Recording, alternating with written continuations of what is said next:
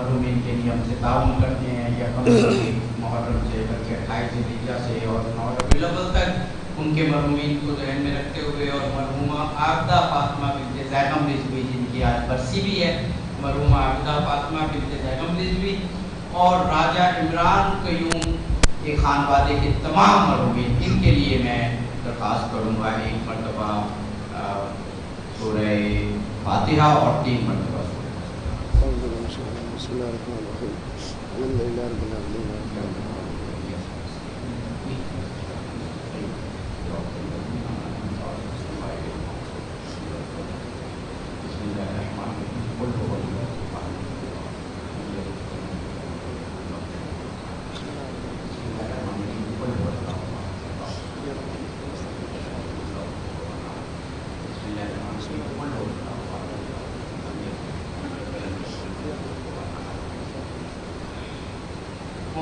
आज के बानी मजलिस हमारे कमर अब्बास साहब हैं, जो अल-सादिक ट्रस्ट के जो इनिशियल टीम की फाउंडिंग ट्रस्टीज थे उनमें से एक हैं, और माशाल्लाह अभी भी बहुत फ़ाल हैं, बहुत फ़ालियत से काम करते हैं।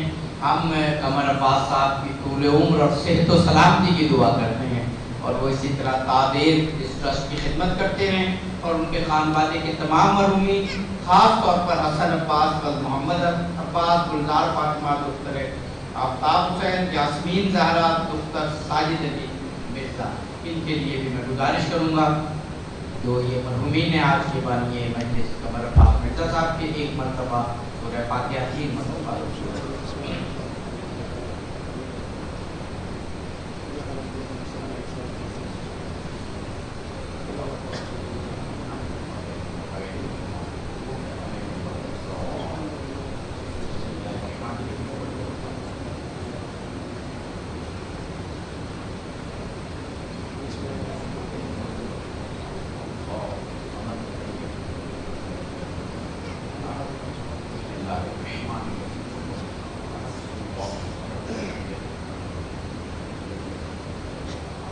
तमाम दुआओं की कबूलियत के लिए एक मरतबा बाबा से बुलंद सलावत।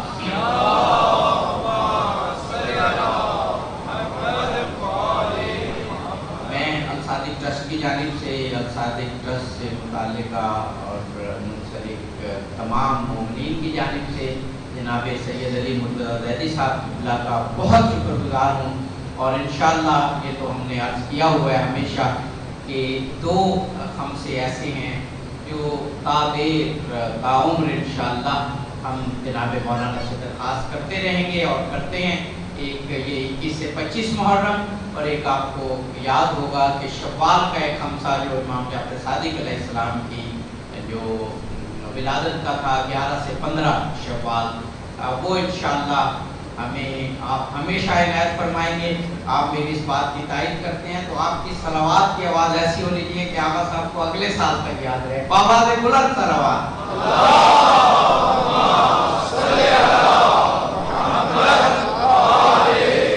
गुजारिश करूँगा काबिल सद एहतराम आदमी की नाम पर खतीब जनाब मौलाना सैयद अली मुर्तज़ा साहब ज़ैदी बाकी नस्लों की तरबियत कर रहे हैं पानी में, आप रौनक मिंबर हों, हाज़िरीन मजलिस से खिताब फरमाएं।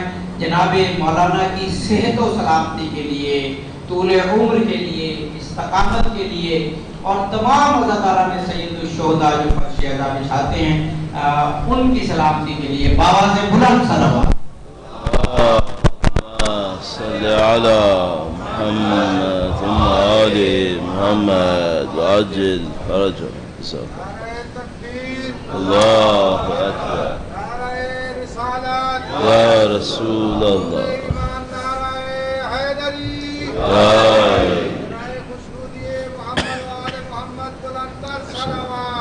अल्लाहुम्मा सल्ली अला मुहम्मद आले मुहम्मद वअज्जिल फरजहum।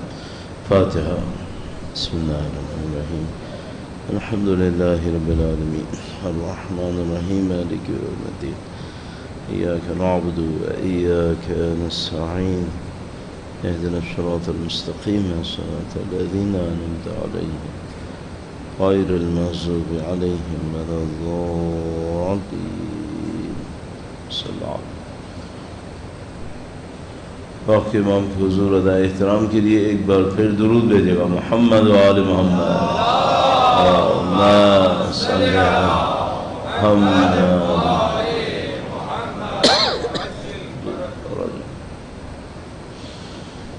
اعوذ باللہ من الشیطان الرجیم. بسم اللہ الرحمن الرحیم. الحمد للہ رب العالمین والصلاة والسلام على سید الانبیاء والمرسلین حبیب الہ العالمین ابی القاسم محمد. اللهم صل على محمد وآل محمد وعجل فرجه وعلى آله الطيبين الطاهرين سيما بقية الله في الأراضين. قال الله تعالى في كتابه الكريم بسم الله الرحمن الرحيم. أم حسبت أن أصحاب الكهف والرقيم كانوا من آياتنا عجبا. درود بھیجے گا. محمد و آل محمد. صلی علی محمد عاجل فرجہم. خدا متعال کا انتہائی احسان، انتہائی لطف و کرم. پروردگار عالم نے اپنی نعمتوں میں ہمیں غرق رکھا ہے. ہم میں سے بہت سارے لوگ ایسے ہیں میری طرح خدا متعال کی نعمتوں کو صرف اس وقت پہچانتے ہیں جب مشکل میں پڑتے ہیں. اس کو بھی خدا نے قبول کیا. کوئی مشکل میں پڑے خدا کی نعمت کو پہچان لے، اس کو بھی خدا نے قبول کیا. لیکن ظاہر ایسا نہیں ہونا چاہیے تھا. ہونا یہ چاہیے تھا کہ انسان چاہے مشکل میں ہو چاہے آسانی میں ہو اللہ کی نعمتوں کو پہچانتا ہو، اللہ کی نعمتوں کے اوپر شکر بجا لائے. کیا زندگی کا روٹین ہمیں غفلت میں نہیں ڈالتا کہ ہم اس کو روٹین سمجھتے ہیں اور پھر نعمت نہیں سمجھتے؟ مثلا یہ کہ ہم سانس لے رہے ہیں یہ ہمارا روٹین ہے، کیا یہ نعمت نہیں ہے؟ یہ کہ ہم ہر رات سوتے ہیں یہ ہمارا روٹین ہے، نعمت نہیں ہے کہ نیند آتی ہے. یہ کہ ہر رات صبح اٹھتے ہیں اور یہ ہمارا روٹین ہے، یہ بھی نعمت نہیں ہے، نعمت ہے. لیکن ہم لوگ ان کو روٹین کی وجہ سے سمجھ نہیں پاتے. خدا نہ کرے نعوذ باللہ جب مصیبت میں پڑتے ہیں اچانک سمجھ میں آتا ہے کتنی بڑی نعمت تھی. تو اگر خدا نہ کرے نعوذ باللہ تعالیٰ کوئی انسان غذا ہضم نہ کر سکے تو اچانک اس کو پتہ چلتا ہے کہ یہ جو میں 10 سال سے کر رہا تھا یہ اللہ کی کتنی بڑی نعمت تھی. تو اس سے پہلے کہ مشکل میں پڑیں، اس سے پہلے کہ نعمتوں کی قدر مشکلات ہمیں سکھائیں، ہمارا دین ہمیں سکھا دے کہ نعمت کی قدر کرنی چاہیے. اور سب سے بڑی نعمت حب اہل بیت، ایمان کی نعمت ہے. اللہ کا شکر ہے. اس نعمت کا شکر بجا لانے کے لیے قیامت تک اس کے پائیداری کے لیے، اس کے جاری رہنے کے لیے اور انشاءاللہ ان کے وارث کے ظہور کا دن دیکھنا، ان کی نصرت، اس راہ میں شہادت، ان تمام نعمتوں کے حصول کے لیے درود بھیجیں. محمد و آل محمد. صلی علی محمد آل محمد وعجل فرجہم. ہم لوگ جہاں بھی دینی گفتگو کے لیے جاتے ہیں جہاں کہیں خاص کر سوال جواب ہوں تو یہ سوال کہیں نہ کہیں آ ہی جاتا ہے کہ اللہ نے مشکلات کیوں رکھی ہیں؟ کیا ایسا نہیں ہو سکتا تھا؟ مثلا کسی کے ذہن میں یہ بات آ جاتی ہے، میرے بھی ذہن میں جب مجھے یاد ہے کالج وغیرہ میں تھا اور مثلا یہ پتہ چلتا تھا بھائی نماز پڑھنا واجب ہے، تو ذہن میں آتا تھا خدا ایسا رکھ دیتا کہ ہر انسان کو یوں ہی جنت میں ڈال دیتا، خدا کے خزانے میں کون سی کمی آنی؟ اگر وہ مثال کے طور پر اس وقت 8 ارب انسان ہیں، یا مثلا حضرت آدم سے لے کے اب تک جتنے بھی آئے ہوں گے، مثلا کتنے عرب آئے ہوں گے اور جتنے عرب ابھی اور آئیں گے اس دنیا کے اندر، اگر سب ملا لیں مثال کے طور پر 50 ارب 60 ارب 100 ارب، خدا کے لیے کون سا کمی؟ خدا کی جنت کون سا چھوٹی پڑ جائے گی اگر وہ سب کچھ لے جائے تو جنت کے اندر ڈال دے؟ تو پھر ذہن میں آتا تھا خدا نے کیوں اتنی سختی میں ڈال دیا سب کو؟ پھر اس کے بعد مدتوں لگتی ہے کہ انسان اس بات کو سمجھ پائے اور اس پہ کنونس ہو کہ یہ نظام سب سے اچھا نظام ہے، یہ نظام سب سے اس جملے کو میں آپ کی خدمت میں عرض کروں گا، درود بھیجے گا محمد و آل محمد صلی علی محمد آل محمد وعجل۔ ایک اصطلاح استعمال ہوتی ہے اسلامی عقائد میں، اسے کہتے ہیں نظام احسن، پرفیکٹ سسٹم۔ تو یہ کہتے ہیں یہ جو نظام ہے یہ نظام احسن ہے، صحیح ہے۔ اب ظاہر ہے جو بھی سننے والا ہے فوراً سنے گا مولانا کون سا نظام احسن ہے؟ 99% مثال کے طور پر 98% جو ہیں وہ 2% کے ہاتھوں میں غلام بنے ہوئے ہیں، کون سا نظام احسن ہوا ہے؟ تو مثال کے طور پر یہ مشکلات آتی ہیں، اس میں سیلاب ہیں، اس میں زلزلے ہیں، اس میں کیا کیا مشکلات ہیں، تو پھر ہم جاتے ہیں پورے سسٹم کے اوپر بات کرتے ہیں کہ بھئی یہ سسٹم ہے کیا؟ اس سسٹم کے اندر کچھ انسانوں کو آزادی ملی ہوئی ہے، اس آزادی کو انہوں نے ایکسپلائٹ کیا ہے، اس کا اس نے مس یوز کیا ہے۔ تو مثال کے طور پر اگر ہم یہ کہہ رہے ہیں بھئی یہ سب نہیں ہونا چاہیے تھا، تو ٹھیک ہے آزادی نہیں ہونی چاہیے تھی، آزادی نہیں ہونی چاہیے تھی تو کیا انسان ہوتا؟ پھر انسان نہیں ہوتا۔ پھر اگر اچھا ہوتا تو فرشتہ ہوتا، کچھ نہیں ہوتا تو جانور ہوتا، تو پھر انسان کہاں ہوتا پھر وہ؟ تو اگر انسان ہونا ہے تو اس کے ہاتھ میں آزادی ہونی ہے، آزادی ہونی ہے تو پھر کہیں نہ کہیں مسائل بھی آنے ہیں۔ پھر تو اب پھر ممکن ہے کوئی کہے مولانا نہیں ہے تو چلو ٹھیک ہے جو انسانوں کا آیا وہ تو آیا، یہ جو سیلاب زلزلہ اس کا کیا ہوگا؟ یہ جو طوفان آتے ہیں ان کا کیا ہوگا؟ یہ تو کسی انسان کا نہیں ہے۔ پہلی بات تو یہ کہ ہمیں یہ نہیں پتا کہ یہ کسی انسان کا ہے یا کسی انسان کا نہیں ہے۔ میں یہ نہیں کہہ رہا کہ آپ کے پاس ایک ہارڈ ڈرائیو ہے جس سے آپ طوفان لے آتے ہیں زلزلے، وہ اس کی بات نہیں کر رہا ہوں۔ یہ بات کر رہا ہوں کہ ہمارے پاس روایتوں میں موجود ہے کہ اگر تم یہ اعمال کرو گے تو یہ آسمانی آفتیں آئیں گی۔ کیا خدا متعال نے قرآن کریم میں کتنی مرتبہ نہیں لکھا کہ ہم نے فلاں قوم کو آگ میں مبتلا کیا، ہم نے ان کو زلزلوں میں مبتلا کیا، ہم نے اس میں مبتلا کیا، اس میں مبتلا کیا؟ تو خدا متعال نے کم از کم تاریخ کے بہت سارے واقعات کو اس سے متفق کیا ہے، جوڑا ہے کہ انہوں نے غلط اعمال کیے تھے۔ صحرا میں بھی 3 مرتبہ گندم اگ جائے گی سال میں، لیکن سوال یہ ہے کہ کوئی کیوں کرے؟ کوئی کیوں مارکیٹ خراب کرے؟ کیا دنیا میں وسائل کی کمی ہے؟ نہیں، حرص زیادہ ہے، ورنہ مسئلہ نہیں ہے۔ یہ جو 8 ارب آبادی ہیں ان کے لیے غذا نہیں ہے دنیا کے اندر، سب کچھ ہے، حرص بہت ہے، کچھ انسانوں کی حرص ہے۔ باقیوں کی کیا غلطی ہے؟ کیوں سر جھکائے بیٹھے؟ خدا انسان نے دین کے اندر ایک جملہ ارشاد فرمایا اگر امر بالمعروف نہی عن المنکر نہیں کرو گے تاوبالا ہو جاؤ گے، تمہارے دین کی بنیادیں اکھڑ جائیں گی۔ کتنی وجوہات ہیں جس کی بنیاد پہ یہ سارے مسائل ہو رہے ہیں۔ تو ہم دیکھ رہے ہیں ایک چین ہے، ایک نظام ہے، اس نظام میں ایک چیز دوسری چیز سے جڑی ہوئی ہے، اس میں کوئی ڈاؤٹ نہیں ہے۔ یہ سسٹم ہے، یہ چنک نہیں ہے، ہم سے جنک نہیں ہے ایسی یہاں پہ ڈھیر پڑا ہوا ہے چیزوں کا، نہیں، سب کا سب کنیکٹڈ ہے۔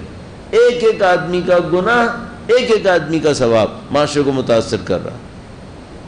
تو اگر اس کو صحیح کرنا ہے تو صرف یہ نہیں ہوگا کہ آپ مزید کارخانے لگائیں گے، آپ مزید مثال کے طور پر جیسے ہمارے یہاں اکانومی کے اندر، اکنامکس کے اندر کہتے ہیں فارن ایکسچینج ریزرو بڑھا دیں، آپ یہ کر دیں، آپ وہ کر دیں، سوسائٹی صحیح ہو جائے گی. نہیں ہونے دیتی ایسے.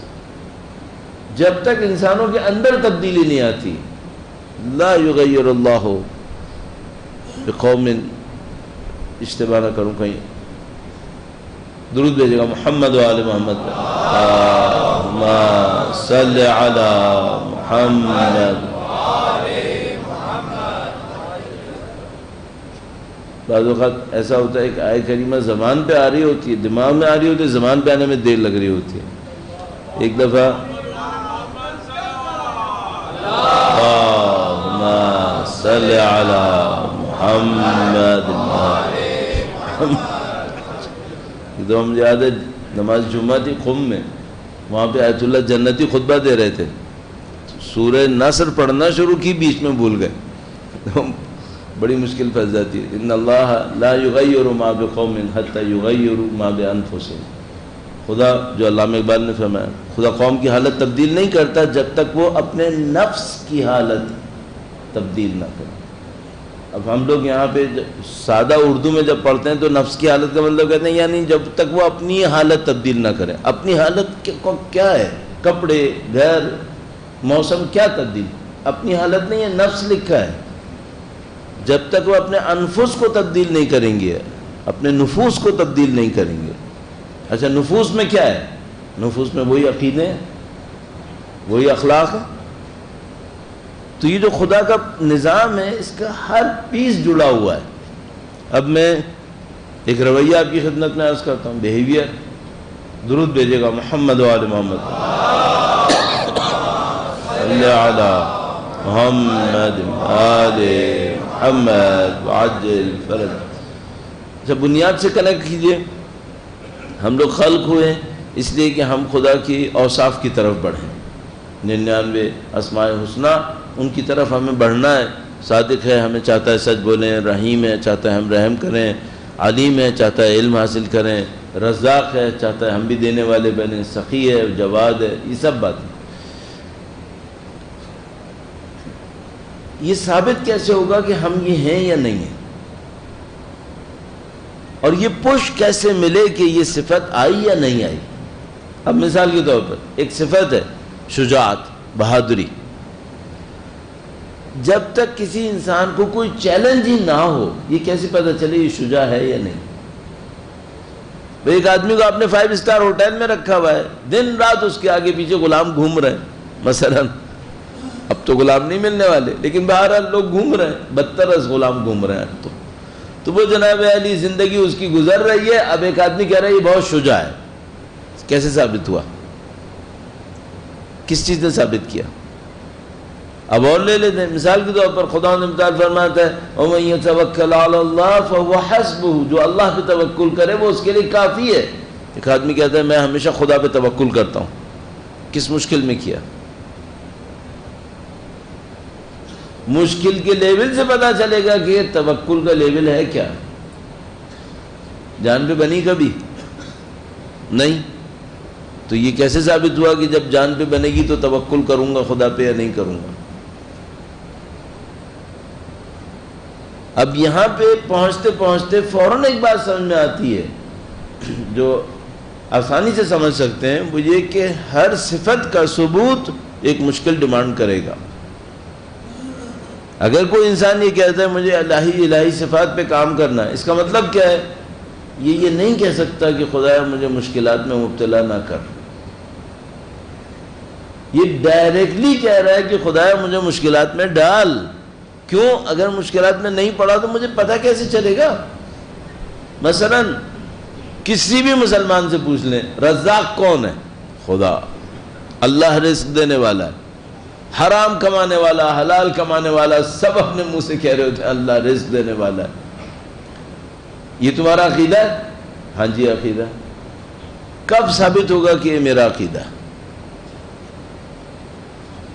بزنس چل رہا ہے، تنخواہ لگی بندی آ رہی ہے، جب کبھی مشکل میں پھنستا ہوں 4 حرکتیں کر آ کے اپنے معاملے کو نپٹا لیتا ہوں. صحیح ہے. اور اس کے بعد زبان سے کیا کہہ رہا ہوں؟ الحمدللہ، میرا ایمان ہے کہ رزق دینے والا اللہ ہے. پتہ کب چلے گا؟ یہ پتہ کب چلے گا؟ صرف ایک چانس ہے، کیا کسی مصیبت میں پھنسو. اور اس کو میں نے دوسرے دن یا تیسرے دن آپ کی خدمت میں عرض کیا تھا، نزدیک آتا تھا پھر دوبارہ دور چلے جاتا تھا. کہ اگر مجھے اور آپ کو معنوی ترقی چاہیے، معرفت چاہیے، اس کے سوا کوئی راستہ نہیں ہے کہ ہر صفت کے لیے ایک مشکل میں پڑنا. اس کے سوا کوئی راستہ نہیں. باقی کیا ہے؟ باقی تو تھیوریٹیکل ہے، فلسفیکل ہے. آپ ایک کمرے میں بیٹھ جائیے، ڈرائنگ روم میں بیٹھ جائیے، کلاس روم میں بیٹھ جائیے، فلسفوں کے پورے معذرت کے ساتھ اون کے اون بنتے چلے جائیے. میدان میں اتریں گے تو پتہ چلے گا ہوا کیا. عبادت گزار ہوں، عبادتوں سے کیا حاصل ہوتا ہے؟ مجھے خدا پہ یقین نظر آتا ہے. مصیبت میں پڑو پھر دیکھو، پھر اصل میں پتہ چلے گا. تو مثال کے طور پر ابھی میں بہت سخی ہوں، جواد ہوں، ٹھیک ہے. کب تک سخی و جواد ہوں؟ جب تک میرے بینک میں ہے. اس کے بعد ختم. اب تو میری ضرورت ہے تو سخاوت کہاں گئی؟ لمٹ آ گئی نا. وہ ایک بندہ تھا، اس نے اپنی زندگی میں ایک اصول بنا لیا تھا. اب میں اور آپ کے نزدیک حماقت ہے یہ، میں بھی نہیں کروں، کبھی بھی نہیں کروں گا. اس نے اپنی زندگی میں اصول بنا لیا تھا کہ اگر مجھ سے کوئی چیز مانگے میں منع نہیں کروں گا اگر میں دے سکتا ہوں.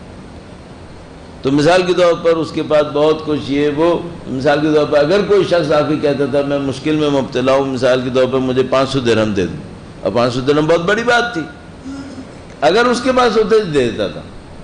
اب وہ دنیا میں اپنے علاقے میں مشہور تھا کہ ہاں بھائی وہ اس طرح کا ہے. چلتی رہی زندگی، چلتی رہی، دیتا رہا. ایک موقع پہ نابینا بھی ہو گیا اور لوگ سمجھ رہے ہیں پیسہ والا ہے، در حقیقت وہ ختم کر چکا ہے اپنے آپ کو. تو ایک دفعہ ایک جگہ پہ جا رہا تھا، نابینا تھا، ایک غلام اس کے ساتھ تھا، اس کے کندھے پہ ہاتھ رکھ کے چل رہا تھا. تو ایک بندہ سامنے سے آیا، اس کو نہیں پتا تھا اس کی صورتحال اب کہاں پہنچی ہوئی ہے. تو اس کے سامنے آیا، اس سے ملا، اس سے کہنے لگا کہ مجھے آج کل ایک غلام کی بہت ضرورت ہے. کوئی بات نہیں، درود بھیجے محمد علیہ محمد، اللہ صلی محمد آل محمد عجل فرج. تو کہنے لگا مجھے غلام کی ضرورت ہے. اس نے کہا یہ لے لو. جب اس نے کہا لے لو تو پھر اس کو خیال آیا کہ بھئی یہ نابینا ہے، اس غلام کی کندھے پہ تو ہاتھ رکھ کے چل رہا ہے. تو وہ غلام بھی کہنے لگا اس پہ رحم کرو، اب میرے سوا اس کا کچھ نہیں بچا ہے، اس پہ رحم کرو. تو اس کو اپنی غلطی کا اندازہ ہوا. اس نے کہا بھائی معاف کر دے، مجھے معاف کر دے، مجھے نہیں چاہیے. تو اس نے کہا میں نے اپنی زندگی میں عہد کیا ہوا ہے کہ اگر کوئی مانگے گا تو میں دوں گا، بہتر ہے تم لے جاؤ، ورنہ ویسے ہی میں اس کو اللہ کی راہ میں آزاد کر دوں گا، چونکہ کوئی مانگ چکا ہے. اس کے بعد اس نے دروازے دیواروں کو ٹٹول کر چلنا شروع کر دیا. والسلام. یہ طبیعت میں اتنی اونچائی آ جائے، یہ بھرے ہوئے ہاتھ سے پتہ چلے گا؟ یہ سب ایسے پتہ نہیں چلتا ہے. اس کے لیے سختیاں اٹھانی پڑتی ہیں، اس کے لیے مصیبتوں میں جانا پڑتا ہے. ورنہ کیا ہے، میں نے عرض کیا، ورنہ پھر موہوم ہے، یعنی خواب و خیال ہے. اب ایک مثال عرض کروں گا آپ کی خدمت میں، درود بھیجے گا محمد و آل محمد، صلی علی محمد آل محمد وعجل فرجهم. مثلا خالق خدا ہے. میں کل یا پرسوں شاید آپ کی خدمت میں عرض کیا کہ توحید ہم جانتے ہیں، توحید افعالی ہوتی ہے. توحید افعالی کا مطلب کیا ہے؟ جو عمل انجام پا رہا ہے وہ خدا کی طرف سے، چاہے دیکھنے میں اچھا لگے چاہے دیکھنے میں برا لگے، سب خدا کی طرف سے. توحید افعالی. اس توحید افعالی کا درک کیسے ہوگا؟ یہ کیسے سمجھوں میں توحید افعالی کا معتقد ہوا ہوں یا نہیں ہوا ہوں؟ سادہ سا ایک کام ہے جو بہت مشکل، سادہ کام ہے بہت مشکل. وہ کہ جب آپ کسی مصیبت میں پھنسیں اپنے آپ سے کہیں یہ سب خدا کی مرضی سے ہو رہا ہے. معذرت چاہتا ہوں، کچھ لوگوں کو اس وقت خدا سے لڑائی احساس ہوگی. اب مثال کے طور پر فرض کر لیتے ہیں کوئی بچہ کسی ایگزام کی تیاری کر رہا ہے، بے پناہ تیاری کر لی، نہیں پاس ہو پایا. وہ مارکس نہیں لے پایا جو اس کو مل جانے چاہیے تھے اس کے خیال میں. جس دن رزلٹ آئے نعوذ باللہ تعالی وہ شوق میں بیٹھا ہو اور ہم آ کر اس سے کہیں جو ہوا ہے بیٹا خدا کی مرضی سے ہوا ہے. یہ تو میں نے ہلکا ہاتھ رکھ کے مثال دی ہے، بھاری مثالیں بہت سخت ہیں. پھر اس وقت مرضی اور خدا کے سامنے سر جھکانا کیسا لگتا ہے. ہاں اس طرح ٹیسٹ ہوں گے. اگر میں اور آپ واقعاً اس کے اوپر محنت کرنا چاہتے ہیں کہ ہم ایک معرفت تک پہنچیں، اللہ کی پہچان تک پہنچیں، اس کے سوا کوئی راستہ نہیں. یہ اس کا راستہ ہوگا. اب انسان اپنے آپ کو تیار کیسے کرے گا؟ ایک دفعہ میں نے عرض کیا تھا کہ ایک دفعہ تو یہ ہوتا ہے آپ تھیوریٹیکل کام کرتے ہیں، کتابوں کو پڑھتے ہیں، حقیقتوں کو جمع کرتے ہیں. دوسرا لیول کیا ہوتا ہے؟ حتی الامکان اپنے ذہن کو حقیقتوں کے ساتھ محشور کرتے ہیں، جاری و ساری کرتے ہیں. کہانیوں کے اندر مت رہیں، حقیقتوں کے اندر رہیں، اور ان حقیقتوں کے اوپر اپنے ذہن کو تیار کرتے رہیں. تو بجائے یہ کہ جا کر خواب و خیال پڑھ رہے ہیں، کوئی ناولز پڑھ رہے ہیں، یہ کر رہے ہیں وہ کر رہے ہیں، کم سے کم تاریخ پڑھو جس میں کچھ حقیقت تو ہوگی. یا اگر کوئی چیز دیکھنی ہے مثال کے طور پر اسٹیٹسٹکس ہے، یہ ہے وہ ہے، کم سے کم جا کے حقائق کے اوپر محنت کرے. ان حقائق کے اوپر جتنا زیادہ محنت کرے گا اس کے اپنے اندر ایک معنوی طاقت بڑھنا شروع ہو جائے گی. بہترین حقائق کیا ہے؟ بہترین حقائق مثال کے طور پر اہل بیت کی زندگی ہے، نبی خدا کی زندگی ہے، اللہ کی اوصاف ہیں. جتنا ان حقائق کے اوپر کام کرنا شروع کریں گے ہمارے نفس کے اندر اس علم کی طاقت کی وجہ سے. دوسرے دن میں نے خدمت میں آپ کی تفصیل سے عرض کیا تھا کہ علم کا عالم کے اوپر ایک اثر پڑتا ہے. علم کے اندر بعض ایسی حیثیتیں ہوتی ہیں جو عالم کے اوپر اثر ڈال رہی ہوتی ہیں. تو اچھا علم حاصل کریں. اس خاطر ہم کہتے ہیں ہر روز ایک روایت ضرور پڑھیں، کم سے کم ایک روایت ضرور پڑھیں. کیوں؟ پتہ نہیں کتنا جنک علم ہے اس وقت جو ہمارے نفس کے اوپر حملہ کر رہا ہے. ایک اچھی روایت پڑھیں گے آپ کے نفس کے اندر ایک اچھی ڈیولپمنٹ ہوگی. اس کے مقابلے میں جو سینکڑوں گھنٹے پتہ نہیں کیا الا بلا دماغ کے اندر پڑ رہا، تو اس سے آپ کے نفس کے اندر بہتری رہے گی. آپ کا نفس اپنے راستے کی طرف بڑھنے کے لیے تیار ہوگا. آہستہ آہستہ جب حقائق سے ہمارا اٹھنا بیٹھنا زیادہ بڑھتا چلا جائے گا، پھر ایک وقت آئے گا کہ حقیقت خود ہمیں اپنی طرف گھسیٹنا شروع کرے گی. خدا متعال فرماتا ہے ہم لوگوں کے لیے ایسا نور قرار دے دیتے ہیں، اس نور کے اندر رہتے وہ سفر کرتے ہیں. تو علماء پوچھتے ہیں بھائی یہ تفسیر کیا ہے اس کی؟ اس کی تفسیر یہ ہے کہ جب وہ لوگوں کے درمیان سفر کر رہے ہوتے ہیں ان کو خود پتہ چل رہا ہوتا ہے یہ صحیح ہے، یہ غلط ہے، یہ حق ہے، یہ باطل ہے. یہ کیوں ایسا ہو رہا ہوتا ہے؟ چونکہ انہوں نے اپنے نفس کو اتنا حقیقت کے ساتھ محشور کیا ہے، اٹھے بیٹھے اتنا زیادہ حقیقت پہ کام کیا ہے کہ اب جیسے ہی باطل ان کے سامنے آتا ہے ان کا نفس ان کو الرٹ کر دیتا ہے یہ باطل ہے، یہ حق نہیں ہے. اور جیسے ہی حق ان کے سامنے آتا ہے ان کا نفس الرٹ کرتا ہے کہ یہ حق ہے، یہ حق ہے، اس کا ساتھ دینا. اور یہ یہاں پہ پہنچ کر اب ظاہر یہ میں تو صرف سننے والا اور پڑھنے والا اور بتانے والا ہوں، تو اس خاطر عرض کر رہا ہوں کہ یہاں تک پہنچتے پہنچتے کچھ لوگ اس جگہ پہ پہنچ جاتے ہیں کہ پھر ان کو شیپس کی ضرورت نہیں رہے گی. یعنی وہ سامنے شکلوں کے اور ظاہر کے ان تمام چیزوں سے نکل جائیں گے. ایک چھوٹا سا ایک واقعہ عرض کرتا ہوں اس پوزیشن کو دکھانے کے لیے کہ اگر کوئی شخص بہت زیادہ اپنے آپ کو حق کے ساتھ، حق کی باتوں کے ساتھ، حق کے ذکر کے ساتھ محشور کرے اٹھے بیٹھے تو وہ کہاں پہنچ رہا ہوتا ہے؟ درود بھیجے گا محمد و آل محمد صلی علی محمد آل محمد وعجل فرج. یہ زمانہ اس اعتبار سے خوش قسمتی کا زمانہ ہے. اب مجھے نہیں معلوم کہ جو اگلا آنے والا ہے وہ کیسا ہوگا. امید ہے کہ انشاءاللہ بہت بہتر ہوگا انشاءاللہ. لیکن یہ جو زمانہ ابھی گزرا یعنی آخری 50-60 سال یہ بڑے عجیب تھے اس اعتبار سے کہ بہت بڑے بڑے نامی گرامی علماء عرفاء جمع ہوئے ایک جگہ پر، اور نہ صرف یہ کہ جمع ہوئے بلکہ ان کی شناخت بھی ہو گئی. لوگوں کو بھی پتہ چل گیا کہ ہاں یہ بڑے لوگ تھے.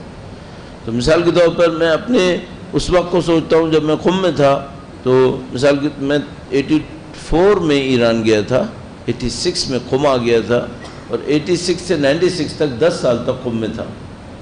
صرف اس ٹائم کو سوچتا ہوں اس ٹائم میں کتنے عرفاء تھے وہاں پر. تو میں حیران ہوتا ہوں کہ یہ تاریخ میں کیسے ہوا.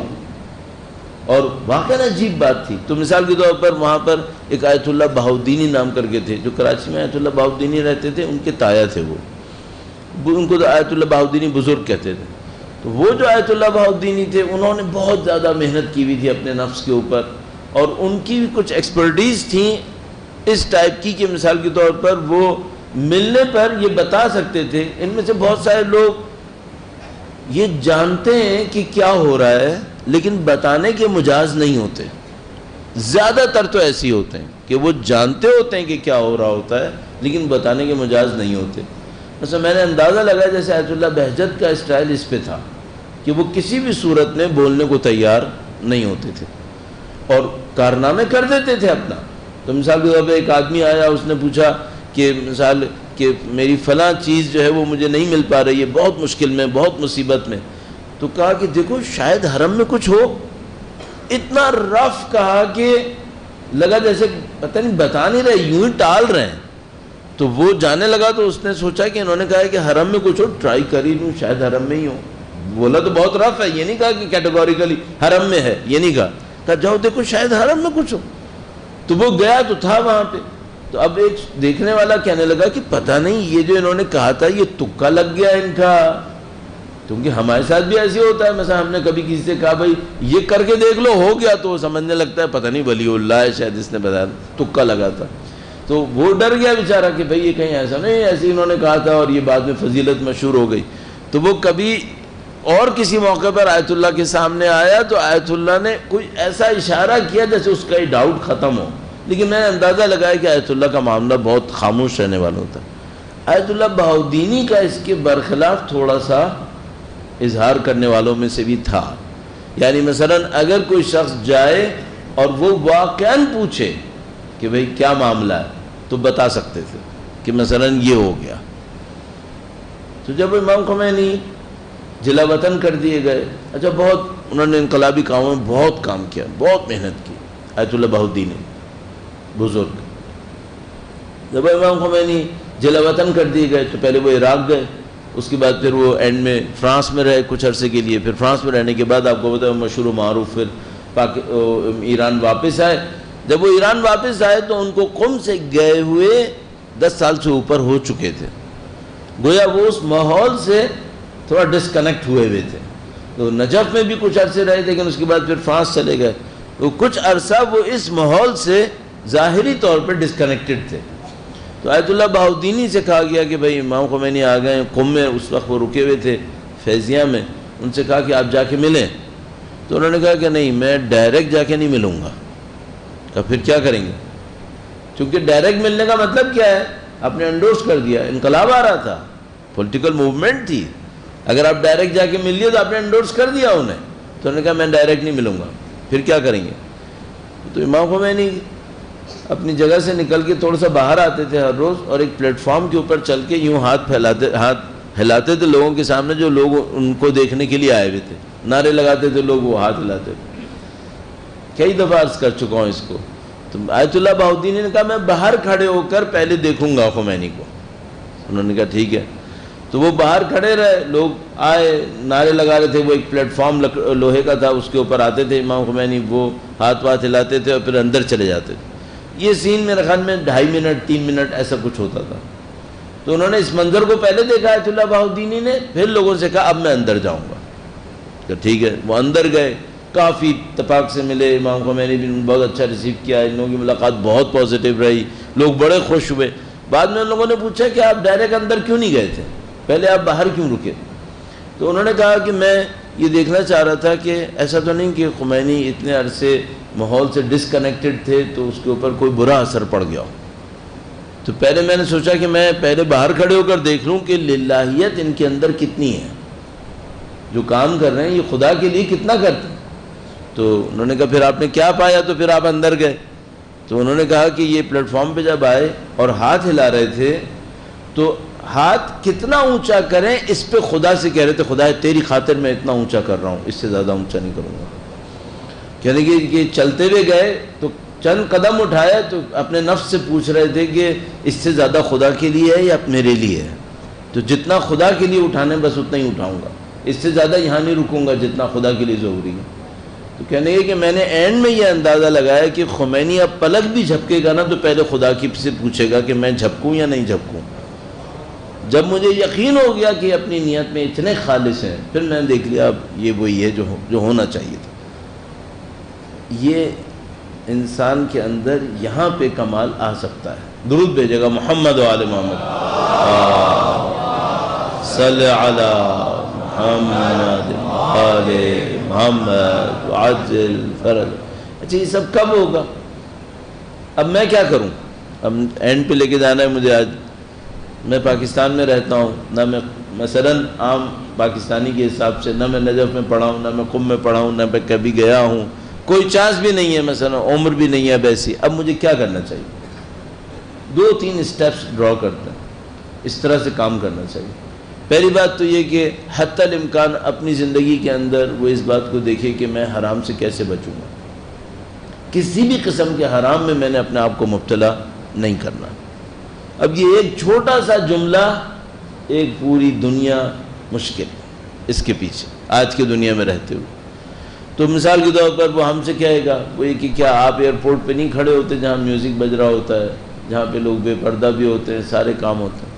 ایک وہ چیز ہے جو آپ مجبوراً کر رہے ہوگے کسی اور وجہ سے، اور ایک وہ ہے جو آپ خود کر رہے ہوگے حرام نعوذ باللہ تعالی اسی کی خاطر. آپ بازار میں کھڑے ہیں، لوگ بے پردہ ہیں، وہاں آپ چاہ سکتے ہیں، لیکن آپ ایک ایسی جگہ پہ خود جائیں جہاں لوگ بے پردہ کھڑے ہیں اور آپ بھی اسی مقصد سے وہاں جا رہے ہیں. کیوں جا رہے ہیں؟ کیوں اپنے آپ کو گناہ میں مبتلا کر رہے ہیں؟ آپ اپنے کنٹرول کو بڑھائیں کہ آپ اس مشکل میں مبتلا نہ کریں اپنے آپ کو. اب میں نے ایک مثال بے پردگی کی دی، ایک تھوڑی ہے، دسیوں مثالیں. ان لوگوں کے ساتھ بہت زیادہ تعلقات کیوں رکھ رہے ہیں جن کے بارے میں پتہ ہے کہ یہ خدا کے نافرمان ترین بندے ہیں؟ کم تعلقات پہ گزار رہے ہیں. 4 چیزوں میں نقصان ہو جائے گا نا. اب کیوں خدا کے دشمنوں کو اپنے دوست بنانے کی طرف جا رہے ہیں؟ اب یہاں پہ ظاہر ہے بہت سارے لوگ مجھ سے بہت ساری باتیں کہیں گے کہ بھئی مولانا معاملات کو نپٹانا ہوتا ہے، یہ کرنا، وہ ایک علیحدہ معاملہ کہ کسی معاملے کو نپٹانے کی خاطر آپ کو کوئی کانٹیکٹ کرنا پڑ رہا ہے، وہ علیحدہ چیز ہے. یہ جو دوستیاں یاریاں یہ تو علیحدہ معاملہ ہے. دل کے تعلقات تو علیحدہ چیز ہوتی ہے. اس طرح آپ پہلے مرحلے میں تو یہ کام کر لیں انسان. دوسرے مرحلے میں کیا کرے؟ 10 چیزیں ہمارے پاس موجود ہیں زندگی کے اندر کرنے کے لیے. اپنے آپ سے پوچھیں وہ کروں جس کا کوئی نتیجہ نکلے گا. فضول کام کیوں کروں؟ کہانیوں میں کیوں اپنے دماغ کو ملوث کروں؟ حقائق میں رکھوں. اچھا حقائق میں رکھوں تو کیا رکھوں؟ جو حقیقتیں ان کو دہراؤ. یہ جو ہمارے پاس ذکر اوراد وغیرہ ہیں اس کی ایک حیثیت یہ ہے کہ یہ حقیقتیں ہیں، اپنے اوپر منتقل کریں. مثال جو واقعہ مشہور بھی ہے، میں آپ کا وقت مزید نہ لوں، کہ مثال کے طور پر فرض کریں آپ سے کہا گیا کہ بھئی آپ کے پاس ایک ورد ہے، یا حفیظ ہو یا علیم. اے حفیظ اللہ، اے علیم علم رکھنے والا، حفاظت کرنے والا. ٹھیک ہے. اب ایک آدمی کیا کرتا ہے، وہ ایک تصویر لے لیتا ہے، یا حفیظ یا علیم، یا حفیظ یا علیم کہنا شروع کر دیتا ہے، کہتا رہتا ہے بغیر سوچے سمجھے کہے چلے جا رہا ہے. اس کا اثر ہوگا یا نہیں ہوگا؟ شاید ہو جائے گا، شاید ہو جائے. اصل میں کس بات کے لیے؟ اصل میں اس بات کے لیے جو مجھے سمجھ میں آتا ہے، اس بات کو دکھانے کے لیے کہ اس پوری کائنات میں اصل حفیظ کون ہے. سوچو اس کے اوپر، اپنے ذہن کو تیار کرو. یہ ایک حقیقت ہے. اچھا اب جب میں برزخ میں اٹھوں گا تو کیا ہونے والا ہے؟ میں اس کو کنیکٹ کروں جلدی سے کہ یہ جو صفتیں ہمارے اندر ہیں اگر ہمیں حاصل نہیں ہوئی تو کیا ہونے والا ہے. مثلا میرے اندر خدا کی رزاقیت پر ایمان فرض کر لیتے ہیں 70% آ گیا، 30% نہیں، پیچھے رہ گیا. 100% نہیں پہنچا کہ خدا رزاق ہے. کہیں نہ کہیں میرے دماغ میں اور چیزیں بھی گھوم رہی ہیں. اب جب برزخ میں آؤں گا تو کیا ہوگا؟ برزخ میں وہ 30% جو غیر خدا رزاق میں سمجھ رہا تھا وہ ہے وہاں پر؟ نہیں ہے. زندگی کے 30% میں برزخ کی زندگی میں ان کے اوپر ڈیپینڈ رہوں گا جو اصل میں رزاق ہے ہی نہیں. اس کا مطلب کیا ہے؟ 30% رزق سے تو میں نیٹ محروم ہو گیا. کیونکہ وہاں وہ رزاق ہے ہی نہیں۔ اب اگر کسی نے اپنی زندگی میں 90% رزاق انہی کو سمجھا ہے، اس کا مطلب کیا ہے؟ اس کا مطلب برزخ کی 90% رزق سے تو یہ محروم ہے، کیونکہ وہاں وہ رزاق ہیں ہی نہیں جن کو ہم نے یہاں رزاق سمجھ لیا تھا۔ اب یہاں حفیظ کس کو سمجھا ہے؟ جس کو آپ نے یہاں حفیظ سمجھا ہے، اگر وہ صحیح نہیں ہوئے نعوذ باللہ تو پھر برزخ کی زندگی میں حفاظت نہیں ہے، کیونکہ جن کو یہاں حفیظ سمجھا تھا غلط سمجھ لیا نعوذ باللہ، وہ وہاں ہے ہی نہیں اصلا۔ صحیح ہے، یہاں کس چیز سے تعلقات محبت کے جوڑے تھے؟ مثلا نعوذ باللہ، بری مثالیں میں زیادہ نہیں دینا چاہتا ہوں لیکن ابھی عرض کرنا پڑ رہی ہے کہ فرض کر لیں میں نے دنیا کی کسی چیز سے محبت جوڑ لی، ٹھیک ہے، اب میری دل کی مثلا 70% محبتیں دنیا سے جڑی ہوئی ہیں، اب برزخ میں چلا گیا، اب وہاں دنیا ہے نہیں ہے، اس کا مطلب ہے 70% میرے دل کو وحشت اٹھانی ہے۔ 70% محبتیں میں زائل کر دوں گا برزخ میں جا کر، کیوں؟ چونکہ یہاں میں نے 70% محبتیں ایسی چیزوں سے کی تھی جن کا حقیقت میں کوئی تعلق نہیں تھا۔ اب ذرا تصور کیجئے گا کسی کے دل میں اگر محبتیں ہی صرف دنیا کی ہوں، یہ برزخ میں پہنچے گا تو کیا ہونے والا؟ صحیح ہے۔ اب ایک اور مثال، آنکھ ایک آنکھ ہے، ہماری آنکھیں، اور ایک آنکھ سے مراد بصیرت ہے، صحیح ہے۔ برزخ میں یہاں کی آنکھوں والا وہاں آنکھوں والا بن رہا ہے، یا یہاں کی بصیرت والا وہاں آنکھوں والا بن رہا ہے؟ یہاں کی بصیرت والا وہاں آنکھوں والا بن رہا ہے، اور جس کی ساری بصیرت دنیا میں غرق ہوئی بھی ہے وہ وہاں پہ اندھا اٹھ رہا ہے۔ اس خاطر عرض کر رہا ہوں، ہمیں حقیقت میں اپنے آپ کو ملوث کرنا ہے، حقیقت کے ساتھ اٹھنا بیٹھنا ہے۔ اگر حقیقت کے ساتھ نہیں اٹھتے بیٹھیں گے وہاں زندگی کچھ اور ہے۔ یہ وہ معرفت ہے جو ہم سے مانگی گئی ہے، ما خلقت الجن والانس الا لیعبدون اے لیعرفون، یہ ہے، یہ بندگی ہمیں معرفت دینے کے لیے ہے۔ اور خدا نہ کرے نعوذ باللہ تعالیٰ اگر اس معرفت کے بغیر ہم مر جاتے ہیں تو ہم نے اپنی اصلی طاقتوں کو ایسی چیزوں پہ ضائع کر دیا ہے جن کا اس آخرت میں برزخ میں کوئی حیثیت مقام ہے ہی نہیں اصلا۔ امید، انسان کے دل میں امید ہوتی ہے نا، کس سے امید ہے؟ زبان پہ تو ہر مسلمان کہے گا خدا سے امید ہے، اصل امیدیں کس سے جڑی ہوئی ہیں؟ نعوذ باللہ اگر میری امید غیر خدا ایسے سے جڑی ہوئی ہے جس کا خدائی نظام سے تعلق نہیں ہے، ایک خدائی نظام ہے، خدا ہے، نبی ہے، ولی ہے، امام ہے، اگر یہاں پہ امیدیں نہیں جڑی ہوئی، امیدیں کہیں اور جڑی ہوئی ہیں، اب میں آ گیا برزخ کے اندر، جن سے میں نے امیدیں جوڑی تھیں ان کا حقیقت سے کوئی تعلق ہے ہی نہیں۔ اس کا مطلب کیا ہے؟ اگر میری 50% امیدیں ان سے جڑی ہوئی تھیں جن کا خدائی نظام سے تعلق نہیں ہے، اب برزخ میں میرے اوپر 50% نا امیدی آئی بھی ہے۔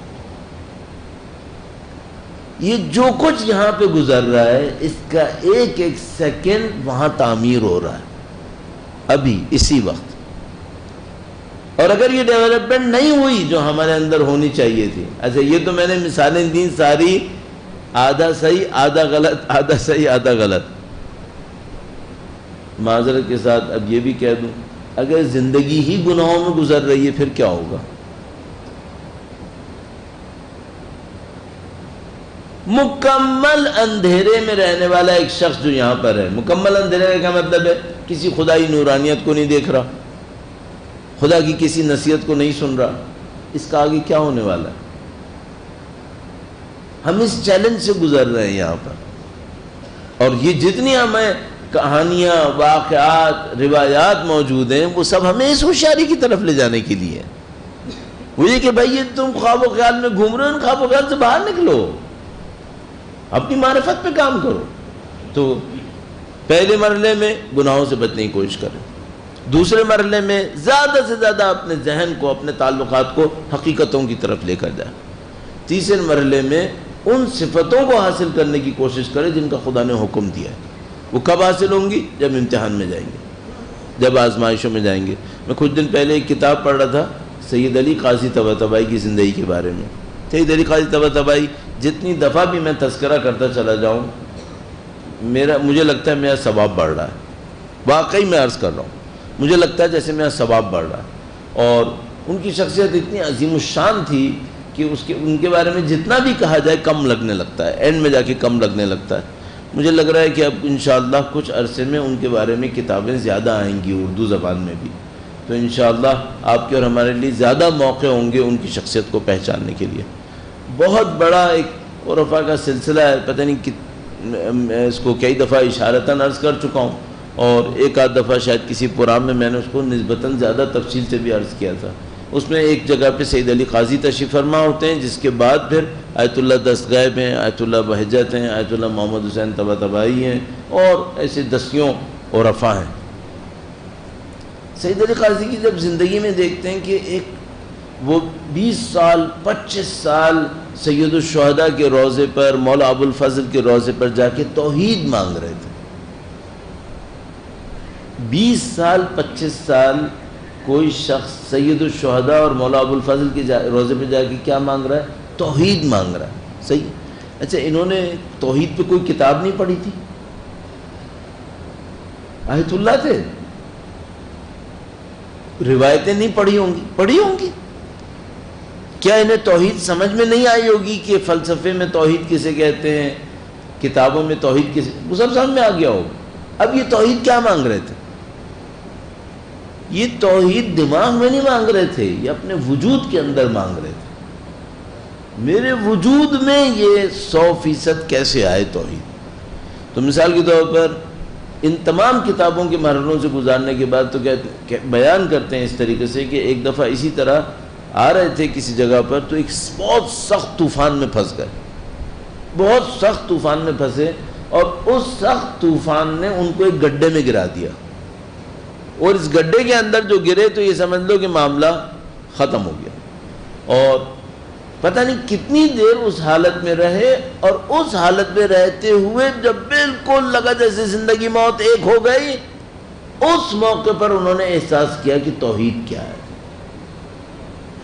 صحیح. اچھا، یہ کتنی دفعہ زندگی میں سختیاں گزار چکے تھے، لگتا ہے ساری زندگی سختی گزار رہے تھے.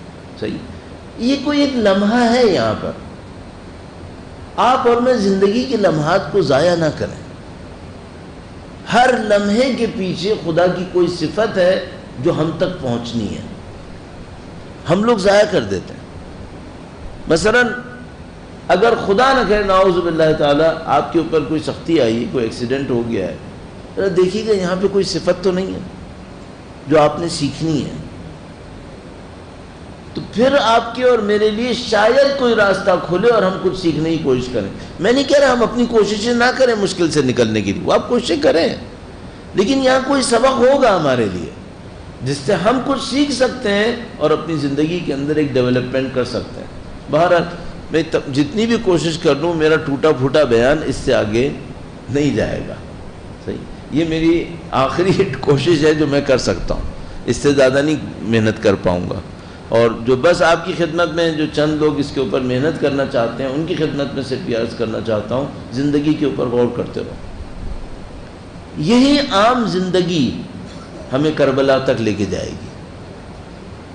ہم 61 ہجرہ میں پیدا نہیں ہوئے، ہم 1444 میں پیدا ہوئے. اہل کربلا بھی بننا ہے نا، اسی زندگی میں رہتے ہوئے بننا ہے. یہیں پہ ہے جو کچھ بھی ہے. آپ کو وقت کے امام کے آبان و انصار میں جانا ہے، کس زندگی کے نتیجے میں جائیں گے؟ اسی زندگی. تو اب میں یہ سوچوں نہیں ایک اور زندگی مجھے ملے گی اس کے اندر میرا کوئی امتحان ہوگا، نہیں، یہی ہے، اسی میں ہو رہا ہے. تو آپ اس کو ضائع نہ کرنے دیں. اسی کی سختیوں میں، اسی کی نرمیوں میں، اسی کی گرمی سردی میں، یہیں پہ سب کچھ ہو رہا ہے. یہیں پہ لوگ بن رہے ہیں، یہیں پہ لوگ بگڑ رہے ہیں. تو آنکھیں بند کر کے نہیں چلیں، اپنی زندگی کے اوپر غور کریں. مسلسل توسل کی ضرورت ہے. آیت اللہ بہجت جیسا 25 سال فزیکلی سید الشہداء کے روضے کے سامنے اور مولا ابو الفضل کے سامنے کھڑے ہو کر توحید مانگتا ہے، تب توحید ملتی ہے، تب وہ احساس ملتا ہے. مسلسل توسل کی ضرورت ہے، تب کہیں جا کر یہ چیزیں نصیب ہو سکتی ہیں. کل میں نے آپ کی خدمت میں عرض کیا، مولا کی دعاؤں میں سے کوئی نہ کوئی دعا آپ کی اور میری زندگی کا حصہ ہونا چاہیے. سید الشہداء کی زیارتوں میں سے کوئی نہ کوئی زیارت ہماری زندگی کا عملی حصہ ہونا چاہیے، تب ہم یہ حاصل کرنے کے کسی نزدیک آ سکتے ہیں۔ میں بہت معذرت چاہتا ہوں، یہ 5 دن میں نے کوشش کی کہ معرفت کے موضوع کے اوپر کچھ عرض کروں۔ خود اگر مجھ سے کوئی پوچھے میں مطمئن نہیں ہوں، یہ بہت ناقص باتیں تھیں، لیکن مجھے یہ بھی احساس ہو رہا ہے کہ اگر بہت زیادہ اس کو ٹیکنیکل کرنے کی کوشش کروں گا تو شاید رزلٹ اور کم ہو جائے گا۔ تو جہاں تک میں جا سکتا تھا میں نے کوشش کی ہے، بہت باقی ہے ابھی، ظاہر ہے کہ ناقص باتیں میں آگے بہت داستان ہے، لیکن ایک بات کنفرم ہے، والذین جاہدوا فینا لنہدینہم سبلنا۔ خدا نے فرمایا جو ہماری راہ میں کوشش کریں گے ہم یقیناً ان کی رہنمائی کریں گے۔ نہیں لکھا اہل قوم ہو تو کریں گے، اہل نجف ہو تو کریں گے، نہیں، کہیں پر بھی ہو کریں گے۔ ہاں ٹھیک ہے وہ فزیکلی اہل نجف نہ ہو لیکن دل میں اہل نجف ہو، فزیکلی قم میں نہ ہو، دل کے اندر قمی ہونا ضروری ہے۔ تو وہ تابع مولا امیر المومنین کا، تابع اولاد امیر المومنین کا، تو انشاءاللہ خداوند متعال مرحمت فرمائے گا۔ درود بھیجے گا محمد و آل محمد، صلی علی محمد آل محمد عجل فرج۔ اوصاف الہی کا مظہر بننا بہت ضروری ہے، چاہے اتنا صحیح اللہ نے اپنی اوصاف اپنے احکام کے اندر ڈال دی ہے۔ اگر کوئی چاہتا ہے اللہ کے رحم کو درک کرے کہ خدا کیسے رحیم ہے تو اسے چاہیے اپنے ماں باپ کی خدمت کرے۔ رب ارحمہما کما ربیانی صغیرا اذہما بالاحسان احسانا بالسیئات غفرانا۔ تو اگر مثال کے طور پر میں دین کا طالب علم ہوں اور میں چاہتا ہوں کہ اللہ کی صفت رحم کو درک کروں، ایک راستہ والدین کی خدمت کروں، اس کے علاوہ نہیں۔ اسی طرح تمام اوصاف احکام الہیہ میں پھیلی ہوئی ہیں، احکام الہی کی اطاعت کے بغیر کوئی صفت درک نہیں ہو پائے گی۔ تو ان پہ محنت کریں گے انشاءاللہ نتائج حاصل ہوں گے۔ بہت بڑا کرم، لطف، اللہ کا احسان، کتنا ہی کہیں کم، وہ یہ کہ خدا متعال نے آپ کو اور ہمیں سید الشہداء کی یاد نصیب کر دی، اس یاد نے ہمیں بچا لیا۔ پہلے میں سیاسی اعتبار سے کہتا تھا کہ ہم نے عزا نہیں بنائی ہے، عزا نے قوم بنائی ہے۔ میں سیاسی اعتبار سے سوچتا تھا کہ مثلا ہمیں قوم ہے جو عزا مناتے ہیں، تو مجھے سمجھ میں آ رہا تھا سیاسی اعتبار سے کہ نہیں، ہم قوم نہیں ہیں جو عزا مناتے ہیں، یہ عزا ہے جس نے ہمیں قوم بنا دیا ہے۔ پھر مجھے ایک بات سمجھ میں آتی ہے، ہم انسان ہیں جو عزا میں شریک ہوتے ہیں، تو مجھے سمجھ میں آیا کہ نہیں، یہ عزا ہے جو ہماری انسانیت بڑھا رہی ہے، عزا ہے جو ہماری انسانیت بڑھا رہی ہے، عزا ہمیں صفتیں دے رہی ہے۔ سید الشہداء سے کنیکشن، رابطہ، روحی رابطہ، یہ ہمیں صفتیں دے رہا ہے۔ اگر کوئی شخص اس رابطے کو استعمال کر کے سید الشہداء سے صفتوں کو مانگنے پر آ جائے پھر کمال ہے۔ دنیا بھی مانگ سکتے ہیں لیکن پست بات ہے، سید الشہداء سے رابطے کو استعمال کر کے الہی اوصاف طلب کر، الہی اوصاف۔ وہ کون سی اوصاف جو سید الشہداء اور اولاد سید الشہداء نے میدان کربلا میں دکھائی؟ دیکھو انہوں نے کیسے شجاعت دکھائی، کیسے ایثار دکھایا، کیسے فداکاری دکھائی ہے۔ اللہ اکبر۔ آج شہادت کا دن تھا، مولا امام زین العابدین علیہ السلام۔ اللہ اکبر، یا اللہ، ہر صفت ہر امام میں کمال کے اوپر پہنچی ہوئی، کسی امام میں کوئی صفت نچلے درجے کی نہیں ہوتی، ہر امام میں ہر صفت کمال کے اوپر پہنچی ہوئی ہے۔ لیکن کچھ اماموں کے اندر صفت کا ظہور ایک ایسے عجیب انداز میں ہوا ہے کہ ان کو اس صفت کا سید کہہ دیا گیا، صابر ہر امام ہے، ہر امام میں صبر کمال کے اوپر ہے، لیکن لقب سید صابرین ان کا ہے، لقب ان کا ہے۔ کیوں؟ اللہ اکبر، صبر تو سب نے کیا، صبر نہ کیا ہوتا تو یہ معاملہ تھوڑی ایسا ہوتا۔ اللہ اکبر۔ اب میرا دل تو کہیں اور بیان کرنے کو چاہ رہا تھا، لیکن ایک جملہ عرض کروں پہ، اگر صبر کی بات ہے تو سیدہ سے بڑھ کے کس نے صبر کیا؟ اللہ۔ صبر کی بات ہے تو مولا امیر المومنین سے بڑھ کے صابر کون ہو؟ کیا بات۔ لیکن لقب سید صابرین امام زین العابدین کا ہے۔ اللہ،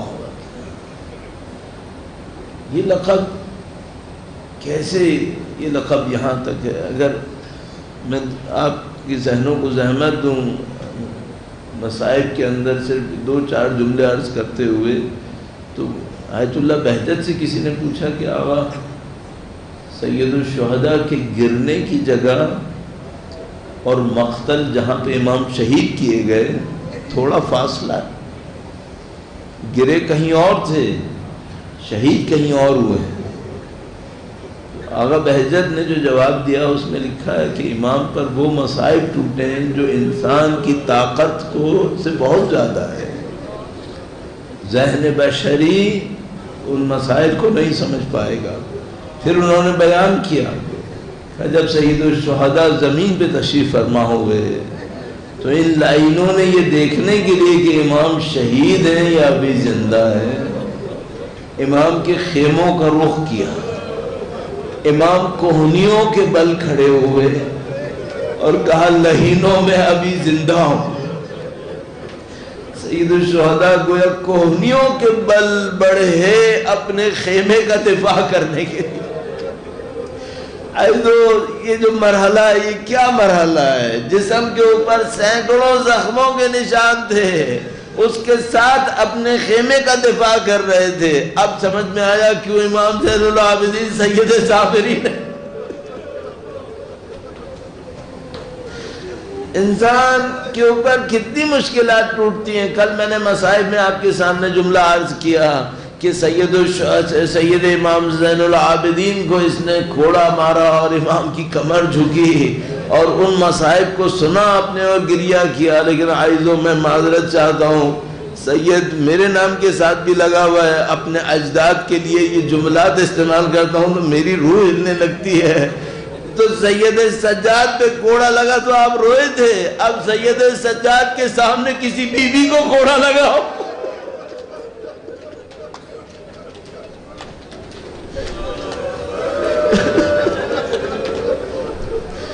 اگر امام سجاد کو ایک کوڑا لگا اور ایک کوڑے کی تکلیف اٹھائی، واللہ کسی بیوی کو اگر کوڑا لگا ہوگا لاکھوں کوڑوں کی تکلیف امام سجاد نے اٹھائی ہوگی۔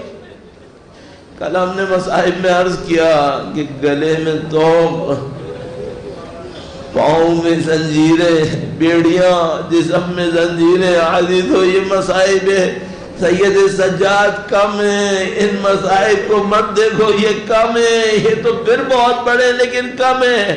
مصائب کیا ہے؟ مصائب یہ کہ سجاد جانتے تھے میری بہنوں کا پردہ نہیں ہے۔ مولا امام سجاد کی گردن بیڑیوں کے بوجھ سے جھکی ہوئی تھی، لیکن وہ جانتے تھے کہ میرے بھائیوں کے سر نیزوں کے اوپر لگے ہوئے ہیں۔ انسان اگر ان مصائب سے گزر رہا ہو، ایک دن 2 دن اس کے اوپر اثر ہے، پھر سید سجاد پہ اثر کیا ہے عزیزو؟ بس اس مرحلے کو دیکھنا جب امام مدینے کے اندر تشریف فرما تھے، ایک ایک بات ان کو اپنے والد کی یاد دلاتی تھی، ایک ایک بات یاد دلاتی تھی، اور امام صبر کرتے تھے۔ آپ نے امام کے صبر کو بیان کرنا ہو، میں ایک روایت کی بس اور زحمت دوں گا عزیزو۔ مدینے میں قحط آیا ہوا تھا، مدینے میں قحط تھا، امام گندم تقسیم کر رہے تھے، گندم لینے والے آتے تھے، گندم لے کر چلے جاتے تھے، امام سر جھکائے رکھتے تھے۔ ایک شخص آیا، اس نے اپنا دامن پھیلایا، امام نے اس کے دامن میں بھی گندم ڈال دیا۔ یہ شخص جب دیکھتا ہے کہ مجھے بھی امام نے گندم دیا تو امام سے کہتا ہے شاید آپ نے مجھے نہیں پہچانا۔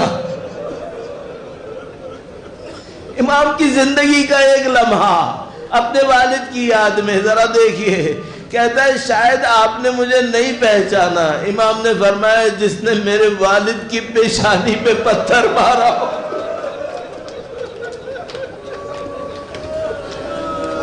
کیا میں بھول سکتا ہوں؟ تو ہی تھا جس نے میرے والد کی پیشانی پہ پتھر مارا تھا۔ آج تو کبھی گلی میں تشریف فرما ہوتے تھے، قصائی سے پوچھتے تھے اس جانور کو ذبح ہونے سے پہلے پانی پلایا تھا نہیں پلایا تھا؟ کیوں جب پانی پیتے تھے یاد آتی تھی ارے ہمارے خاندان کا علی اصغر مارا گیا، ہمارا علی اکبر مارا گیا، ہمارے بھائی۔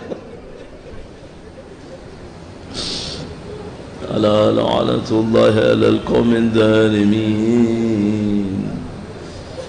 وَسَيَعْلَمُ الَّذِينَ ظَلَمُوا أَيَّ مُنْقَلَبٍ يَنْقَلِبُونَ۔ پروردگار تجھے واسطہ نبی اولاد نبی کا، خدا ہے ہم تیرے در کے حقیر و فقیر، خدا تجھے واسطہ مولا امام زین العابدین علیہ السلام کا اس قلیل عزا کو اپنی بارگاہ میں قبول فرما۔ اے پاک پروردگار تو ہمارے نقص عیب کوتاہیوں غفلتوں سے واقف ہے، تجھے تیری رحمت واسعہ کا واسطہ خدا ہے، تجھے بی بی سیدہ سلام اللہ علیہ کی عظمتوں کا واسطہ ہمارے تمام مرحومین کے تمام گناہ صغیرہ و کبیرہ کی مغفرت فرما۔ اے پاک پروردگار ہم محتاج و فقیر ہیں، خدا ہے تیری عنایات کے، خدا ہے تجھے واسطہ سید الشہداء کے عظیم الشان مصائب کا ہمیں مرنے سے پہلے موت کی تیاری نصیب فرما۔ اے پاک پروردگار دنیا زندگی تیری امانت ہے خداوندہ، تجھے واسطہ نبی اولاد نبی کا ہمیں یہ زندگیاں تیرے دین کی راہ میں قربان کرنے کی سعادت نصیب فرما۔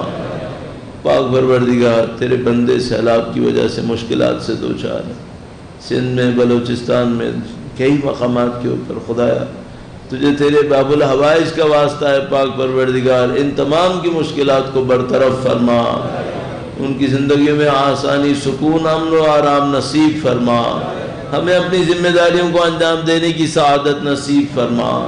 اے پاک پروردگار دنیا منتظر ہے تیری حجت کی، خدایا وارث حسین کا انتظار ہے خداوندہ، تجھے واسطہ بی بی سیدہ کا پاک پروردگار اہل بیت کے مصائب کا واسطہ سید و سردار مولا اور آقا امام آخر الزمان کے ظہور میں تعجیل فرما۔